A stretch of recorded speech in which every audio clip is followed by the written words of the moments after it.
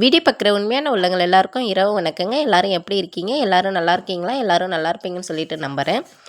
இந்த வீடியோ வந்துட்டு தீபாவளிக்கு முன்னே எடுத்தது. நான் ஒரு ஷார்ட் வீடியோ போட்டிருப்பேன். தீபாவளி கழிஞ்சதும் ஒரு லாங் வீடியோ வரும். தீபாவளி பண்டை பற்றி சொல்கிறேன் அப்படின்னு சொல்லிட்டு நான் நகைச்சீட்டு போட்டதை பற்றி லாங் வீடியோவாக போடுறேன் அப்படின்னு சொல்லியிருந்தேன் இல்லையா? அந்த வீடியோ தான் இந்த வீடியோ. எடிட் பண்ண டைம் இல்லாமல் நான் கொஞ்சம் லேட் பண்ணிட்டேன் வீடியோ போடுறதுக்கு. தீபாவளிக்கு பண்டு போட்ட நகைச்சீட்டை பற்றி சொல்கிறதுக்கு முன்னாடி இப்போ நான் எங்கே போயிட்டுருக்கேன் அப்படின்னு பார்த்தீங்கன்னா, என்னுடைய ஃப்ரெண்டு ஊர். நம்ம ஊரில் இருந்து ஒரு கிட்டத்தட்ட ஒரு 6-7 கிலோமீட்டர் இருக்கும். நாங்கள் சின்ன பிள்ளையிலேருந்தே நாங்கள் 2 பேரும் ரொம்ப க்ளோஸ் ஃப்ரெண்டு. அவங்க வீட்டுக்கு தான் இப்போ நாங்கள் போயிட்டுருக்கோம். இந்த ஊர் பேர் பார்த்திங்கன்னா மோத்தக்கல்.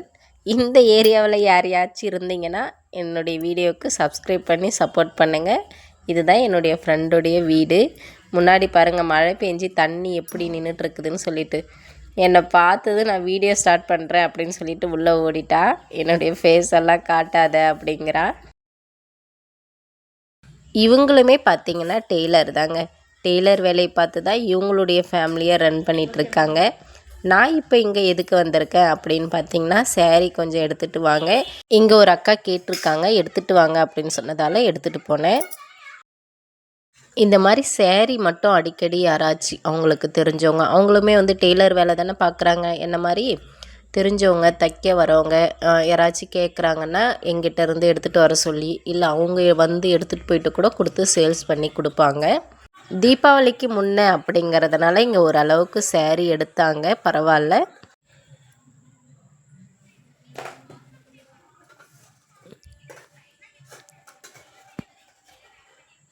இந்த ஏரியாவெலாம் வந்து பார்த்திங்கன்னா நான் ஏற்கனவே ஷார்ட் வீடியோவில் போட்டிருக்கேன். நிறைய வாழை மரம், அப்புறம் பலாமரம் கூட வீட்டிலே வச்சுருக்காங்க. பலாக்காய் பழுத்தாலுமே எனக்கு கொடுத்து விடுவா. அப்புறம் வாழைக்காய் நான் வந்துட்டாவே சரி வாழைக்காய் அறுத்து கொடுத்து விடுவா. நிறைய வீட்டில் இருக்கிறத அந்த மாதிரி எனக்கு கொடுத்து விடுவா. அடுத்ததாக இவ வந்து பார்த்திங்கன்னா ஒரு டீ பைத்தியங்க. அதுவும் வீட்டில் வைக்கிற டீ பிடிக்காதாம்மா, கடையில் தான் டீ வாங்கிட்டு வந்து குடிப்பாங்க. தண்ணியாட்டம் இருக்கும், ஆனால் கொஞ்சம் சக்கரை மட்டும் உரைக்கும். அந்த டீ தான் பிடிக்கும்னு சொல்லிட்டு எப்போ பாரு டீ கடையில் வாங்கி குடிப்பாள். நான் போனேனாவே இருக்கிறது 1 மணி நேரம், மிஞ்சி போனால் ஒரு 1.5 மணி நேரம் அப்படி தான் இருப்பேன். அதுக்குள்ளார 2 டைம் எனக்கு டீ ஊற்றி கொடுத்துடுவா. டீ குடிச்சிட்டு அப்புறம் வந்து பார்த்திங்கன்னா சாப்பாடு வந்துட்டு எக்கு வந்துட்டு பார்த்திங்கன்னா மசாலா தூள் போட்டு பொடி மாஸ் பண்ணியிருந்தாங்க. ரொம்பவே டேஸ்ட்டாக இருந்தது. சாப்பிட்டு முடிச்சுட்டு சேரீ எல்லாம் எடுத்தாங்க இல்லையா, அது எல்லாமே நான் கனெக்ட் பண்ணி கொடுத்துட்டு, இதெல்லாம் பார்த்திங்கன்னா அவங்க எடுத்த சேரீயை டெய்லருங்கிறதுனால உடனே பிரித்து அதை தைக்கவும் கொடுத்துட்டாங்க அவகிட்டையே. இது எல்லாமே பார்த்திங்கன்னா நான் எடுத்துகிட்டு போன சேரீயில் அவங்க எடுத்த சேரீங்க தான். இப்போல்லாம் சேரீ எடுக்கிறது கூட பெரிய விஷயம் இல்லைங்க, ஆனால் அதை தைக்கிறது, ப்ளவுஸ் தைக்கிறது தான் ரொம்ப கஷ்டம். அந்த டெய்லருங்கிட்ட போராடி, நானே ஒரு டெய்லர் ஆனால் நானே இப்படி சொல்கிறேன், டெய்லருங்கிட்ட போராடி அதை தைச்சி வாங்கி அவங்க போடுறதுக்குள்ளே ஒரு பாடாக ஆகிடுது. சேரீ எடுக்கும்போது நிறைய கலெக்ஷன் வந்துடுது, அதனால் சீக்கிரமாகவே எடுத்துடுறாங்க ஓரளவுக்கு. ஆனால் அதை தைக்கிறதுக்கு தான் போராடுறாங்க.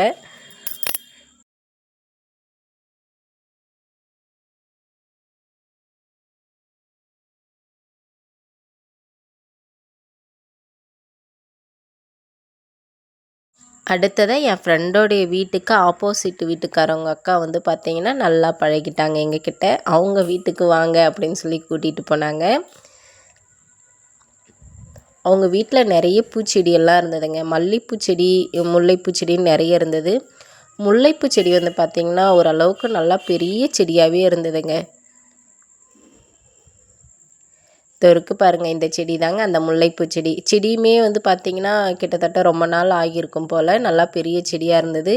பூவுமே வந்து பார்த்திங்கன்னா நல்லா பெரிய பெரிய அரும்பாக இருந்தது. அக்கா வந்து எங்களுக்கு பூ கட்டி வச்சுருந்தாங்க, அதை ஃப்ரிட்ஜிலேருந்து எடுத்துகிட்டு வந்து கொடுத்தாங்க, வச்சுக்கோங்க அப்படின்னு சொல்லிட்டு.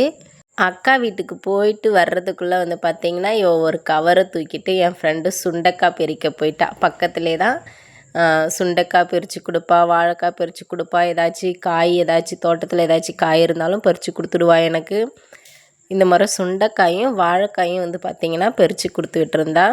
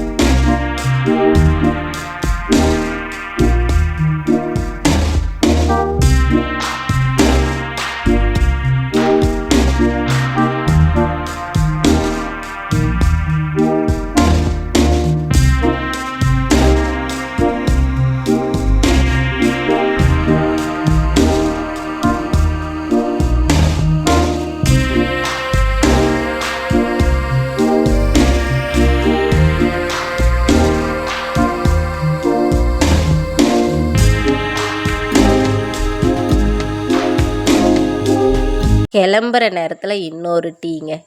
டீ குடிச்சிட்டு கிளம்பிட்டோம். நம்ம சேரீயும் ஓரளவுக்கு சேல்ஸ் பண்ணிட்டோம். அடுத்து காய், சுண்டைக்காய், வாழைக்கான்னு சொல்லிட்டு காயுமே வந்து பார்த்திங்கன்னா எடுத்துக்கிட்டு ரிட்டன் நம்ம வீட்டுக்கு கிளம்பிட்டோம். பாப்பாவும் நானும் தாங்க போயிருந்தோம். போயிட்டு ரிட்டன் வரும்போது என் ஃப்ரெண்டு சொல்லி அனுப்புகிறா, சேரீ எல்லாம் ஓரளவுக்கு சேல்ஸ் ஆச்சுல்ல, பாப்பாவுக்கு பிரியாணி வாங்கி கொடு, இல்லை வேறு ஏதாச்சும் ஸ்நாக்ஸ் வாங்கி கொடு அப்படின்னு சொல்லி அனுப்பியிருந்தா. அதனால் வர வழியில் வந்து பார்த்திங்கன்னா பாப்பா எனக்கு ஏதாச்சும் வாங்கி கொடுத்தே தான் ஆகணும் அப்படின்னு சொன்னான்னு சொல்லிட்டு ஒரு தனியாக ஒரு ஏரியாவில் ஒரு டீ கடை மட்டும் இருந்ததுங்க. டீ கடைன்னா அங்கே பேக்கரியுமே இருந்தது.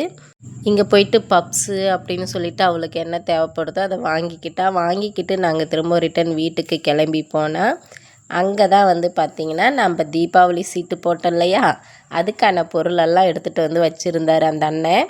இந்த அண்ணன் வந்து பார்த்திங்கன்னா கணபதி சில்க்ஸ் அப்படின்னு சொல்லிட்டு துணி கடை தான் வச்சுருக்காரு. அவங்க கொஞ்சம் நல்லா பெரிய கடையாகவே வச்சுருக்காங்க. அந்த அண்ணன் வந்துட்டு பார்த்திங்கன்னா இந்த மாதிரி தீபாவளி சீட்டுமே போட்டிருந்தாரு. நான் ஒரு 3 சீட்டு பிடிச்சிருந்தேங்க. அதுக்கு சேரீ, பட்டாசு, அப்புறம் ஸ்வீட்டு, காரம் இதெல்லாம் எடுத்துகிட்டு வந்து கொடுத்தாரு. இது கூட வந்து பார்த்திங்கன்னா 1 கிராம் காயின்ஸ். நாங்கள் கட்டின அமௌண்ட் எவ்வளோன்னு பார்த்தீங்கன்னா, இதை வந்து கமெண்ட்ஸ்லையுமே கேட்டிருந்தாங்க ஒருத்தவங்க. நீங்கள் மாதத்துக்கு எவ்வளோ கட்டியிருந்தீங்க, வருஷத்துக்கு எவ்வளோ கட்டினீங்க, இது எத்தனை கிராம் அப்படிலாம் சொல்லி கேட்டிருந்தாங்க. மாதம் வந்து பார்த்திங்கன்னா 750 ரூபா கட்டினாங்க. 750 ரூபா கட்டும்போது 12 மாதம் கட்டி முடித்தோம். 9000 வந்தது. அந்த 9000த்துக்கு கூட 2500 ரூபா எக்ஸ்ட்ரா இப்போ நகை கொடுக்கும்போது வாங்கினாங்க. 2500 ரூபாய். ஏன்னாக்கா விலை ஏறிடுச்சு இல்லையா, இப்போ நகையோடைய விலை ஏறதுனால அந்த 2500 ரூபாய் எக்ஸ்ட்ரா வாங்கிக்கிட்டு 1 கிராம் காயின்ஸ் கொடுத்தாங்க. இந்த நகையை எங்களுக்கு கொடுக்கும்போது 1 கிராம் வந்து பார்த்திங்கன்னா ரேட்டு 11 சில்லரை வந்துடுச்சு. அதனால் 2500 ரூபாய் எக்ஸ்ட்ரா வாங்கிக்கிட்டு இந்த காயின்ஸையும் கொடுத்து, இது கூட எக்ஸ்ட்ரா அந்த வட்டி பணத்துக்கு வந்து பார்த்திங்கன்னா ஒரு சேரீ, ஒரு பட்டாசு பாக்ஸு, 1 கிலோ ஸ்வீட்டு, 1 கிலோ காரம் இதுவும் கொடுத்துருந்தாங்க. இந்த சேமிப்பு வந்து பார்த்திங்கன்னா ரொம்பவே பெஸ்ட்டு அப்படிங்கிற மாதிரி எனக்கு தோணுது. 1 கிராம் எடுக்கணுன்னா இப்போல்லாம் ரொம்ப கஷ்டம் தானே, நகை அந்த அளவுக்கு ரேட்டு ஏறிடுச்சு. உங்களுக்கு எப்படி தோணுது அப்படிங்கிறத கமெண்ட் பாக்ஸில் மறக்காமல் கமெண்ட் பண்ணுங்கள். வீடியோ பிடிச்சிருந்தால் லைக் பண்ணி ஷேர் பண்ணிவிடுங்க.